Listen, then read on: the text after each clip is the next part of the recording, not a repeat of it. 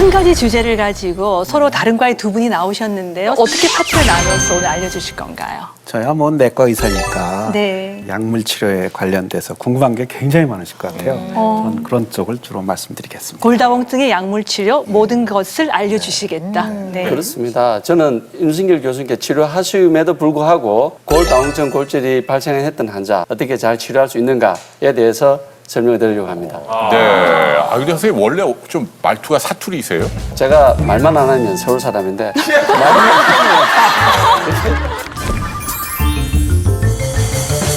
제일 무서워하는 게 어떤 면에선 골다공증인데 그냥 아플까봐 통증이 있을까봐 무서워하는 거지 다른 거는 사실 생각을 안 하고 있거든요. 이런 환자도 있었다라는 걸 우리한테 얘기해 주시면 저희가 감을 잡을 수 있을 것 같아요. 네.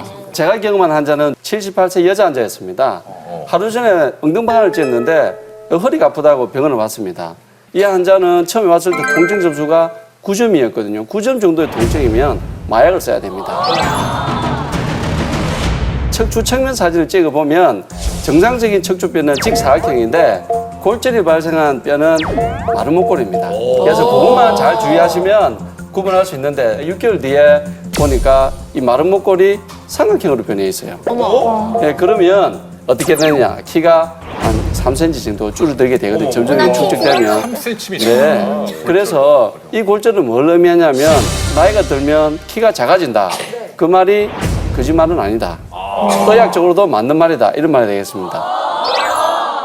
자, 임승길 선생님은 어떤 기억 있으신지요? 저기 사진에서 보시는 것처럼 네, 진짜 골절됐네. 척추 쪽에 골절이 3개가 저렇게 생겨서 이분이 응급실로 오셨는데 그 이유는 목욕탕에서 미끄러지신 거예요. 그래서 엉덩방을 꽝 하고 찌신 거죠. 대퇴부 골절이 있는데 보면 거기에 지방들이 많이 있거든요. 예. 근데 이런 것들이 폐로 날아갈 수가 있습니다. 지방 알갱이가 예, 폐로. 예. 그런 게 갑자기 생기셔서 아깝게 돌아가셨던 어머나. 분이 돌아가셨어요. 지금도 기억에 남습니다. 그래서 우리가 골다공증을 정말 예. 죽음에 또 이를 수 있다라고 하는 그렇죠. 거네요. 그래서 문제가 되죠. 근데 사실 목욕탕 같은 데는요, 이 슬리퍼를 신잖아요. 그게 물이 묻어 있고 바닥이 비누가 좀 이렇게 돼 있으면 어르신들은 신발 신으려고 이렇게 신다가 쭉 미끄러져서 그냥 뒤로 넘어지시는 아이고. 경우가 있더라고요. 네. 가벼운 낙상도 골다공증이라면 치명적이다. 하지만 대안은 있다. 골다공증성 골절의 수술적 치료법.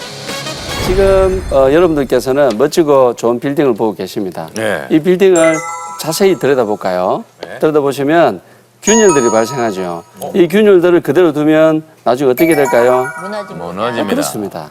골다공증이 바로 이렇거든요.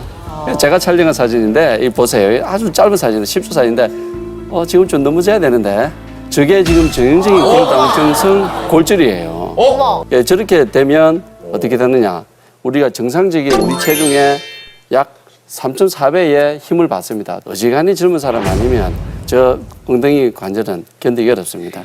그래서 우리가 보통 이제 골다공증성 골절이라고 이야기하는데요. 오늘 제가 말씀드리고 전 두 가지만 말씀드리고 하려고. 첫 번째는 척추 압박 골절입니다. 두 번째는 고관절 골절이에요.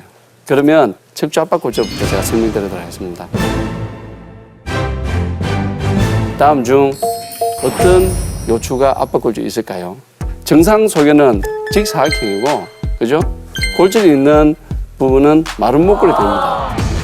척추 압박 골절이란 척추뼈가 외부의 충격이나 자극으로 인해 찌그러지면서 내려앉아 골절되는 상태를 말하는데 허리 통증, 하체 통증 등이 동반된다. 저렇게 척추 압박 골절되면 어떻게 하느냐? 첫 번째는 척추 성형술인데 얼굴이 이쁘게 하는 것이 아니라 주저앉은 척추를 세워주는 개념의 이제 척추 성형술이 될 수 있는데 주저앉은 척추뼈 안에 공간이 비었기 때문에 그쪽에 이제 골 시멘트를 충전시켜주는 그러한 시술이 되겠는데요. 저 뒤쪽에 신경이 지나고 있기 때문에 차체 저 시멘트가 신경으로 빠져나가면 신경마비나 우리 예상치 못한 합병증이 있을 수 있기 때문에 좀 조심해야 되는 그런 거는 있을 수 있겠습니다. 이제 하나 남았죠. 고관절 골절. 우리 낙상 이야기 많이 했잖아요. 옆으로 넘어지거나 뒤로 엉덩방아를 찌거나 이렇게 해서 이제 엉덩방아를 찌면 어디가 다입니까? 엉덩이가 다이잖아요. 그 엉덩이에 뭐가 있습니까? 고관절이 있죠. 척추 골절, 압박 골절은 보존적 치료로도 우리가 조금씩 해결할 수 있겠지만 이 고관절 골절은 아파서 못 견딥니다. 환자들이 응급실에 와서 수술해 달라고 매달립니다. 왜냐? 너무 아프니까요. 움직일 수가 없거든요. 뭐 여러 가지 방법이 있겠지만 두 가지 정도로 나누면 금속판 고정을 하거나 아니면 인공 관절을 하거나 이렇게 합니다. 우리나라가 1등 하는 거 많아요. 노인 인구 증가율 세계에서 1등입니다. 그리고 골다공증 유병률 세계에서 유례없이 높아요. 다음에 고관절 골절 발생률 제가 한 10년 동안 연구해 봤는데요. 세계 1등입니다. 그런데 수술 못하는 경우가 있습니다. 환자들이 수술을 못하고 집에 돌아가는 경우들을 가끔씩 보거든요. 그러면 환자들이 돌아가면서 저한테 그런 말을 합니다. 수술 안 하면 내가 잘 지낼 수 있나요? 또 하나는 가족들을 와서 수술 안 하면 내가 얼마나 살 수 있나요? 그래서 제가 우리 병원에서 3년간 수술 안 하고 집에 가신 분들을 추적 관찰을 했어요. 관찰해 보니까 놀라운 결과가 나왔습니다. 사망률은 4배가 차이 났어요. 이게 왜 이런 일이 생기느냐. 사실상 경제적인 문제 때문에 집에 가게 되거든요. 참 마음이 아파요. 참 이게 이런 일이 있어서는 안 되는데 우리가 4대 중증 질환 중요하잖아요. 우리가 케어해야죠. 그러나 골다공증성 골절 환자도 치료를 적지 못하거나 어려워지면 상당히 높은 사망률, 그리고 살아있던 사람들은 집 밖을 놓을 수가 없어요. 못 걸으니까.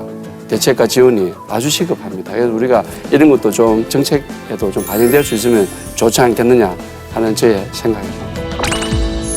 네, 특히 이 고관절, 엉덩이 관절 골절이 진짜 무섭네요. 이거 수술 안 받으니까 사망률이 4배나 높았다는 얘기인데요. 이게 많이 비싼가 봐요, 고관절 골절 수술이요? 보통 한 200만 원에서 500만 원 정도 환자가 내는데 그 정도 되는데 젊은 사람들한테는 어떻게 마련할 수 있지만 경제력이 없는 노인들, 그렇죠? 그 병원비 자녀분들이 다 내줘야 되는데 자녀분 없는 분들 누가 냅니까? 그래서 경제적인 이유로 수술 못 받는 건데 우리가 그런 점에서 들여다볼 필요가 있지 않겠느냐. 네. 선생님, 저는 자꾸 키가 줄어요. 그럼 이러면 이성희 골다공증을 씨. 의심해봐야 됩니까? 키 자꾸 주시는데? 키가 154였어요. 네, 네. 근데 2cm가 줄었어요. 네. 40대에서 50대 초반에 이렇게 해서 쭉 지나더니 어느 날 키가 줄어가지고 발뒤꿈치를 들었더니 요새 기계가 뛰어나더라고요. 여기 기계 발뒤꿈치가 틀렸습니다. 실례지만은 폐경은 어떻게? 네? 아니, 그러니까 폐경. 저기 왜 그걸 꼭 홍혜걸 씨가 물어봐야 됩니까? 폐경. 아니, 상관없어요. 중요하죠. 중요합니까? 그럼요. 폐경과 골다공증은 아주 밀접한 관계를 맺고 있습니다. 그러니까요. 예. 우리나라 여성의 평균 나이가 50세면 폐경이 온다 되어 있거든요. 그래서 제가 쭉 보니까 50세 다음에 10년 뒤에 네. 골다공증이 와요. 대충 해서. 많은 사람들이 키가 준다고 얘기를 하거든요. 네. 그러면 그거는 척추하고 관계가 있는 건지. 예, 이제 우리 디스크가 이 간격이 조금씩 좁아지거든요. 그래서 아이들도 자고 일어나서 바로 키를 재면 키가 좀 커지고 활동을 하면 작아지는 디스크가 신축이 좀 떨어져서 그래요. 그래서 보통 우리가 교과서적으로 한 3cm 정도 이렇게 이 안에서 차이 나는 것은 뭐 일상적으로 있을 수 있다 생각하는데 3cm나요? 3cm 이상 차이가 나면 척추 압박 골절을 의심하라. 이겁니다. 이성희 씨는 뭐 괜찮은 2cm니까. 괜찮은 거네요. 뭐? 거기서 허기예요. 들어가요.